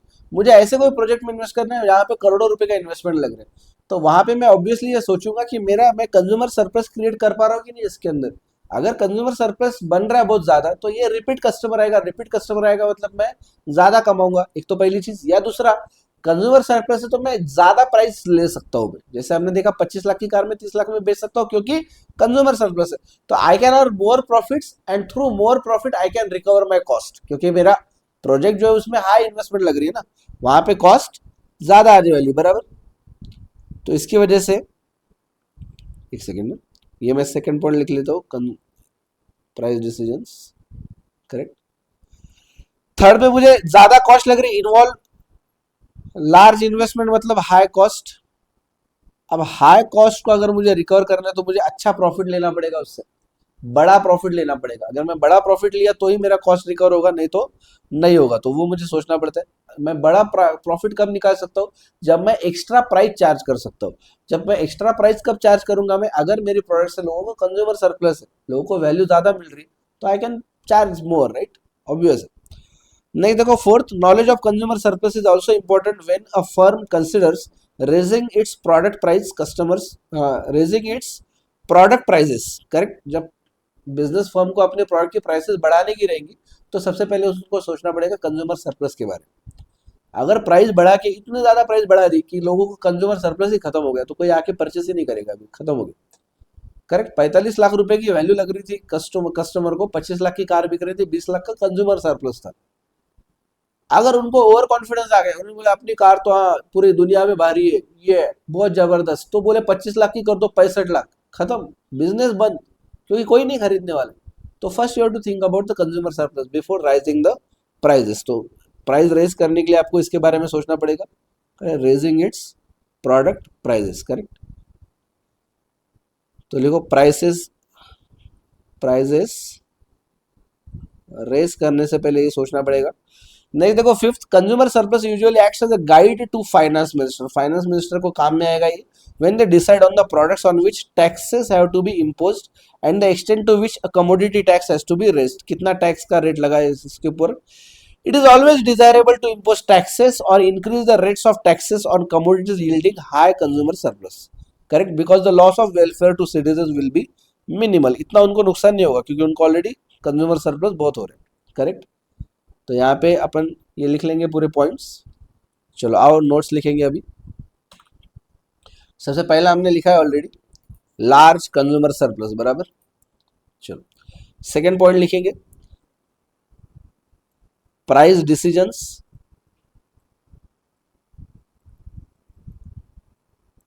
थर्ड पॉइंट लिखेंगे, high investment projects. बड़े investment project के decision लेते time पे आपको सोचना पड़ेगा कि मेरे प्रोजेक्ट से मैं जो प्रोडक्ट बनाऊंगा, जो सर्विस दूंगा लोगों को, उससे मैं कंज्यूमर सरप्लस जनरेट करूंगा या नहीं। अगर ज़्यादा कंज्यूमर सरप्लस होगा मतलब मैं ज़्यादा प्रॉफिट कमा सकता हूँ और मेरा रिपीट कस्टमर भी आएगा, तो मेरे लिए प्रॉफिट कमाना आसान होगा। लेकिन मैं ऐसा कोई प्रोडक्ट निकाल रहा हूँ जिसके अंदर लोगों को कोई फायदा नहीं हो रहा है, तो एक्स्ट्रा इन्वेस्टमेंट करके, हाई इन्वेस्टमेंट करके कोई मतलब नहीं है। High investment projects. चौथा लिखना है, decision of raising price, decision of raising price. ये जो सारी चीजें थी, ये सोच रही थी बिजनेस फर्म्स, ये सोच रही थी बिजनेस फर्म्स। और द लास्ट वन जो है पांचवा, ये है गवर्नमेंट के लिए, एफएम यानी कि फाइनेंस मिनिस्टर। फाइनेंस मिनिस्टर को सोचना है टैक्सेस के बारे में। ठीक है? तो लॉजिक क्या लगाएंगे, high consumer surplus, high consumer surplus, इसके ऊपर हाई टैक्स, लो कंज्यूमर सरप्लस, इसके ऊपर लो टैक्स, या हो सकता है इसके ऊपर सब्सिडी भी दे दे लोग, इसके ऊपर सब्सिडी भी दे दे। ठीक है? सब्सिडी एक्चुअली इन्होंने लिखा नहीं कुछ, बट हम लोग लिख लेंगे कि कोई क्वेश्चन अगर आ गया तो। नॉर्मली ऐसे होता है, जहाँ पे कंज्यूमर सरप्लस कम होता है वहां पे गवर्नमेंट सब्सिडी दे देता है। ठीक है?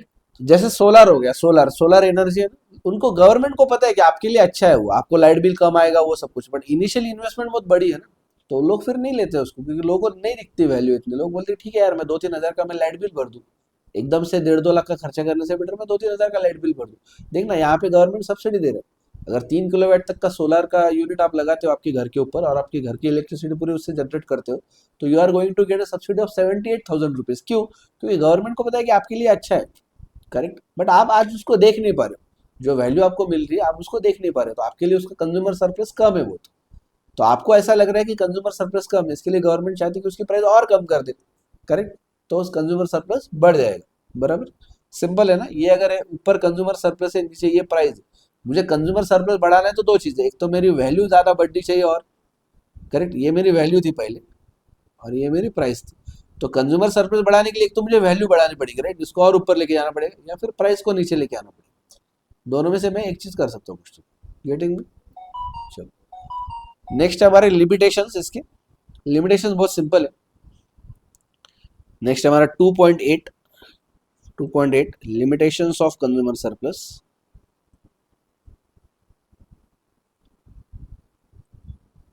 Limitations of consumer surplus. Limitation का एक ही सबसे महत्व का मुद्दा है, सबसे अहम मुद्दा एक ही है लिमिटेशन में, you can not major.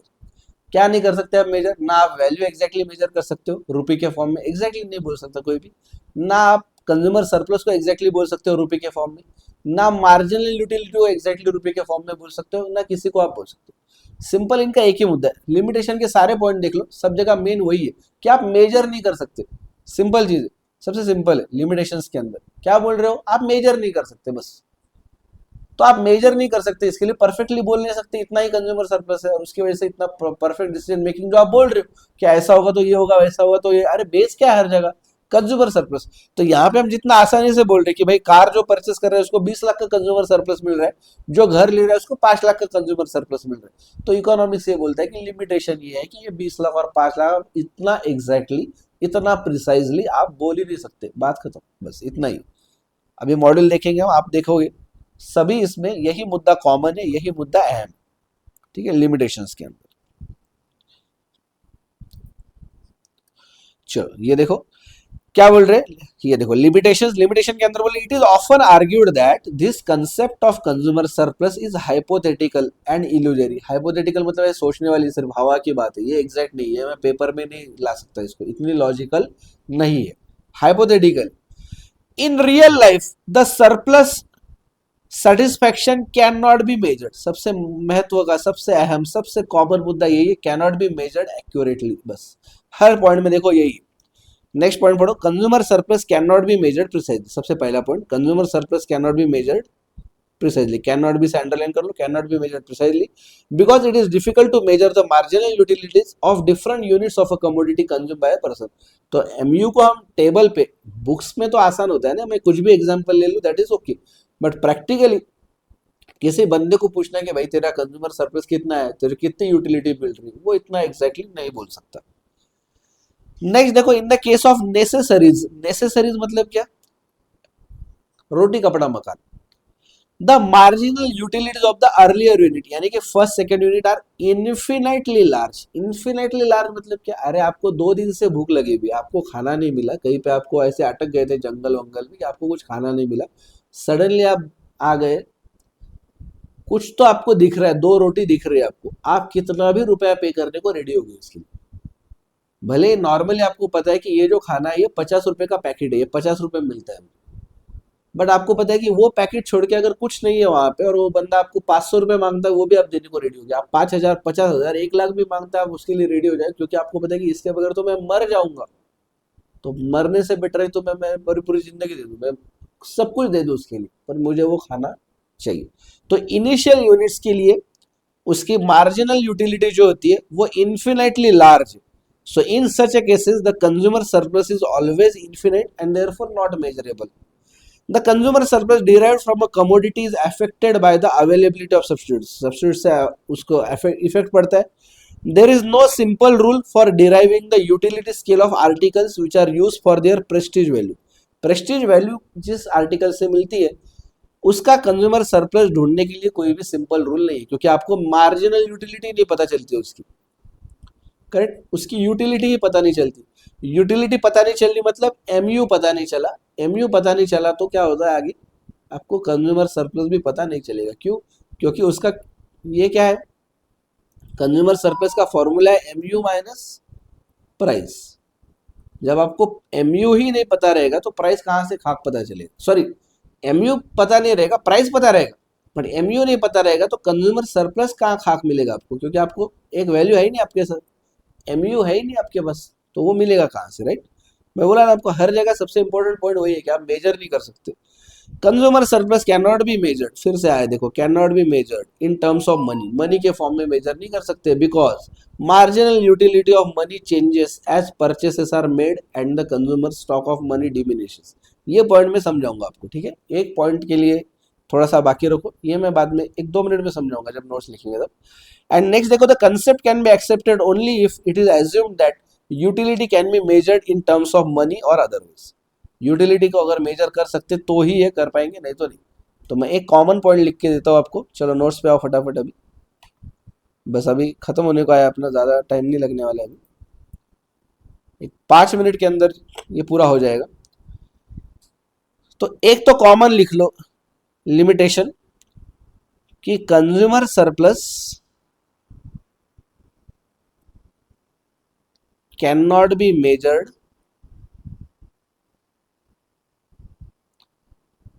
Precisely. क्यों ऐसा? क्योंकि utility can not be measured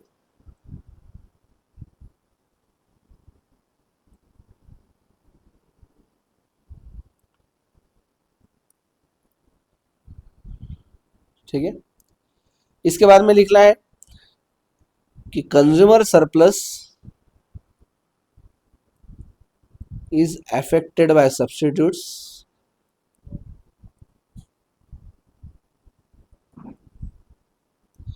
and the last word लिखना है utility cannot be measured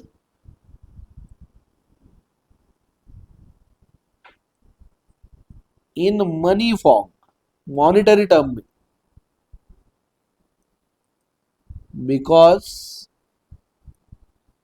mu of money also changes। एक सिंपल बात समझाता हूं मैं आपको। आप खाना खा रहे हो, first unit of packet, second unit of packet, third, fourth, ये आपको इसके लिए पैसा देना पड़ रहा है। इसके लिए दिया 50, इसके लिए भी दिया 50, इसके लिए दिया 50, इसके लिए भी दिया 50। तो यहाँ पे अगर आप ये समझते हो कि पैसे की यूटिलिटी जो है, पैसे की मार्जिनल यूटिलिटी अगर कांस्टेंट है, सेम है, तभी आप सिर्फ इसका एनालिसिस कर सकते हो कि फूड पैकेट की एमयू कम ज्यादा हो रही है क्या। बट यहाँ पे प्रॉब्लम ये है कि यहाँ पे मनी की भी यूटिलिटी चेंज होते रहती है। कैसे कैसे? एक सिंपल एग्जांपल दो। आप गए ट्रिप पे गए आप, ठीक है, फॉरेन में गए, कहीं मान लो दुबई में गए। जाते टाइम पे आप 2 लाख रुपए लेके गए। अभी शॉपिंग करते टाइम पे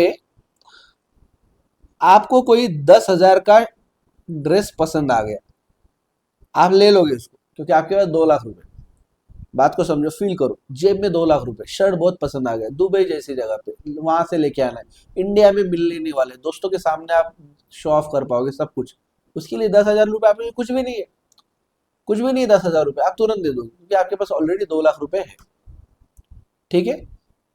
अब इन नेक्स्ट एग्जाम्पल, दुबई गए थे आप, पहले शॉपिंग को नहीं गए आप, पहले आपने होटल पे रह लिया, खाना खाया, बाकी सारे खर्चे करे, सारे वहां पे जो भी आपको प्लेसेस को विजिट करना था वो कर लिया, जो भी आपका काम था, 8 दिन आपने वहां पे रह लिए, 2 लाख रुपए लेके गए थे।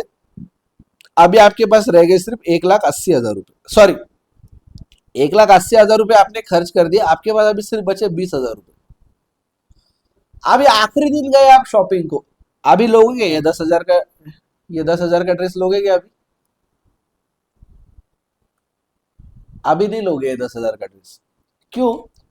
ड्रेस भी वही है, प्राइस भी वही है, कंट्री भी वही है, दुबई में वही शॉपिंग मॉल है, सब कुछ वही है, बट अभी आप नहीं लोगे क्योंकि आपकी जेब में पैसा नहीं बचा। अभी अभी 20,000 रुपए बचे सिर्फ।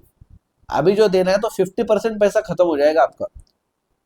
आपको दुबई से इंडिया निकलने से पहले एयरपोर्ट जाना है, उसके पहले 2 बार खाना खाना है, दोपहर का शाम का, एयरपोर्ट जाने के लिए टैक्सी करनी है, और कुछ खर्चा वर्चा लग गया इधर उधर, तो आपको टेंशन ही कि अभी मैं पैसे बचा के रखता हूँ। हो सकता है फ्लाइट में कुछ खर्चा हो जाए, कुछ खाना, भूख लग गई, कुछ खाना चाहिए, पानी चाहिए, उसके लिए कुछ पेमेंट करना पड़े। हो सकता है मेरा लगेज अगर एक्सेस हो गया, करेक्ट, लगेज अगर मेरा एक्सेस हो गया तो उसके लिए भी पेमेंट करना पड़ता है एयरपोर्ट पे, नहीं तो वो छोड़ के आना पड़ेगी। तो आपने सोचा इसके पहले मैंने जो जो चीज़ें खरीदी है वो मुझे लेके जानी है, लगेज एक्स्ट्रा हो गया उसके लिए पेमेंट करना पड़ेगा, तो what ever I will save 20,000। कहीं भी बड़े शहर दूसरे यहाँ पे जाओगे तो कुछ ना कुछ सेफ्टी लेके चलोगे ना, क्योंकि वहाँ पे पैसा खत्म हो गया तो कौन ला के देगा? दुबई में ना किसी को आप पहचानते हो ना कुछ कर सकते हो, राइट। वो ऑनलाइन बैंकिंग वगैरह मत सोचो अभी, ऑनलाइन बैंकिंग के लिए भी इंडिया में तो भी एटलीस्ट आपके पास पैसा होना चाहिए ना, तो आप तो पूरा का पूरा पैसा लेके गए अभी, तो सेफ्टी की वजह से आप परचेस नहीं करोगे। तो जो सेम ड्रेस आप पहले दिन परचेस कर रहे थे, वो 8वें दिन आप परचेस नहीं करोगे, क्योंकि पहले दिन आपके पास 2 लाख रुपए है, तो वो 10,000 की यूटिलिटी आपके लिए कम है। 2 लाख में से 10,000 बहुत कम अमाउंट है आपके लिए, कोई फर्क नहीं पड़ रहा है, 10,000 गए तो भी चलता है। उसकी यूटिलिटी कम है, किसकी? मनी की। मनी की बात कर रहा हूँ, प्रोडक्ट की नहीं। मैं मनी की बात कर रहा हूँ कि 10,000 रुपए आपके पास रहना, उसको बचाना चाहते हो या नहीं, वो 10,000 बचाने की कितनी इंटेंसिटी आपके पास? पहले जब 2 लाख थे तो वो 10,000 रुपए बचाने की कोई इंटेंसिटी नहीं थी आपको, कोई अर्जेंसी नहीं थी, कोई जरूरत नहीं थी। आप सोच रहे दे दो 10,000 रुपए, क्योंकि 2 लाख का सिर्फ 5% है वो, तो दे दो इसको। बट आखिरी में क्या हो गया, आपके पास बचे सिर्फ 20,000। अभी 20,000 पे से 10,000 देना, अभी आपकी जान पे आएगा कि यार मैं 50% अमाउंट सिर्फ एक ड्रेस के लिए तो अभी तो नहीं दे सकता, करेक्ट, अभी तो मैं दे ही नहीं सकता। तो इस टाइप से मनी की भी यूटिलिटी चेंज होती है, और इसके लिए कोई भी ट्रांजेक्शन में कुछ ना कुछ गुड्स आप लेते हो, उसके बदले में कुछ पैसा देते हो। तो यहाँ पे दोनों का साइकोलॉजिकली दोनों भी चीजें कंपेयर होती है कि जो ड्रेस आ रहा है उससे कितनी यूटिलिटी मिल रही है, और जो मनी जा रहा है उससे कितनी यूटिलिटी मेरी जा रही है। करेक्ट, मनी की भी जो यूटिलिटी है ना, तो पैसा जा रहा है तो मुझे वो लॉस हो रहा है एक तरीके से। ड्रेस की यूटिलिटी मिल रही है मुझे, मतलब मुझे प्रॉफिट हो रहा है एक तरीके से, मुझे मिल रहा है कुछ, और पैसा जा रहा है मतलब इसकी यूटिलिटी कम हो रही है मेरे पास से, तो वो जा रहा है। तो वो प्रॉफिट लॉस दोनों भी मैं सोचता हूँ हमेशा साइकोलॉजिकली, एंड उसकी वजह से मनी की यूटिलिटी कांस्टेंट नहीं है। अभी देखो आप, अभी फिर से बोलता हूँ, आदमी भी वही है, देश भी वही है, ड्रेस भी वही है, शॉपिंग मॉल भी वही है, सब कुछ वही है। तो ड्रेस की यूटिलिटी भी उतनी ही है अभी भी। हाँ या ना, ड्रेस की यूटिलिटी कब हुई? क्या नहीं, अभी भी मैं ड्रेस लाके इंडिया में मेरे दोस्तों को शो ऑफ कर सकता हूँ, मैंने इतना भारी ड्रेस लाया, दुबई से लाया, ये किया वो किया, बता ही सकता हूँ। तो उसकी ड्रेस की यूटिलिटी पे इफेक्ट नहीं पड़ा अभी। अभी किसकी यूटिलिटी बढ़ गई पता है क्या? अभी पैसे की यूटिलिटी बहुत बढ़ गई। अभी वो इतनी बढ़ गई कि वो पैसा अगर जाएगा ना तो मेरी यूटिलिटी बहुत ज्यादा निकल जाएगी, इसके लिए मैं नहीं ले रहा हूँ। तो इसके लिए मनी की यूटिलिटी कांस्टेंट नहीं है, एंड दैट इज वाई मैं हमेशा उस प्रोडक्ट की जो मैं खरीद रहा हूँ, उस प्रोडक्ट की जो मैं कंज्यूम कर रहा हूँ, उसकी यूटिलिटी प्रिसाइजली कैलकुलेट नहीं कर सकता in the form of money, क्योंकि मनी की यूटिलिटी चेंज हो जा रही है। आएगा ध्यान में? चलो, so therefore you cannot measure, utility cannot be measured in money form because mu of money also changes, correct? तो यही है सब कुछ मेजरेबिलिटी पे, बाकी इसके अंदर कुछ नहीं। एक ही अगर आपने सब्स्टिट्यूट वाला छोड़ा तो बाकी सारे मेजर नहीं कर सकते, मेजर नहीं कर सकते, मेजर नहीं कर सकते, यही है। लास्ट वाला ये ले लो, पांचवा, कि utility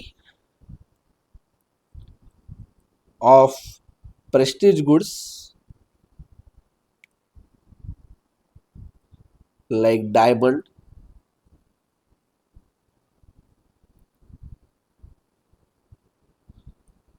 cannot be measured, cannot be measured, correct? क्या बोला था आपने मॉडल में? था there is no simple rule for measuring the utility of precious goods like diamond. And next one is कि initial units of is of necessities,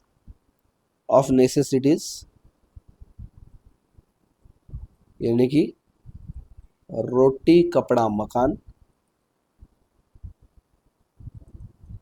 is infinitely large. क्यों? क्योंकि इसके बगैर आप जिंदा नहीं रह सकते, आप मर जाओगे अगर वो चीज नहीं मिली। तो इनिशियल यूनिट मतलब पहले कुछ यूनिट, जैसे आपको भूख लगी, पहला यूनिट, पहली रोटी, आपको बहुत प्यास लगी है, first glass of water, it has the infinite utility, क्योंकि वो नहीं मिला तो आप मर जाओगे। तो कितना भी पैसा देने को रेडी हो गया आप, तो इसके लिए फिर वो नहीं काउंट कर सकते ना, इन्फिनाइट रहे। कितना है, 5,000 की 5 लाख की 5 करोड़, वो आप इतना एग्जैक्टली नहीं बोल सकते। सो अल्टीमेटली सारे के सारे लिमिटेशन वही है कि आप उसको प्रॉपरली मेजर नहीं कर सकते। ठीक है, चलो लिख लो इसको फटाफट। एप्लीकेशन लिख ली क्या आपने? 1 मिनट में यहाँ पे रोकता हूँ स्क्रीन, अगर बाकी होगा तो यहाँ पे पॉज करो और एप्लीकेशन लिख लो सारे। ठीक है, हो गया लिखना, आगे बढ़ू मैं। ये लिख लो लिमिटेशंस, लिमिटेशंस। जैसे ये सब कुछ नहीं भी किया तो चलेगा, ये 50 50 50 इसकी कोई जरूरत नहीं है।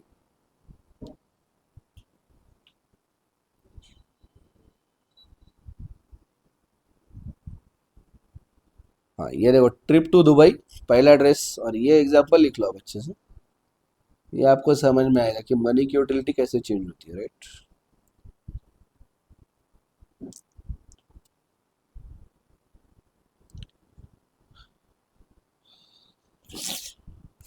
करेक्ट। और ये मेरा पांचवा और छठा, जिसके अंदर हम प्रेस्टीज गुड्स की यूटिलिटी ठीक से काउंट नहीं कर सकते, और इनिशियल यूनिट्स जो है नेसेसिटीज के, उसकी भी यूटिलिटी हमारी इन्फिनाइट रहेगी, तो वो भी हम इतना परफेक्टली कैलकुलेट नहीं कर पाते, राइट।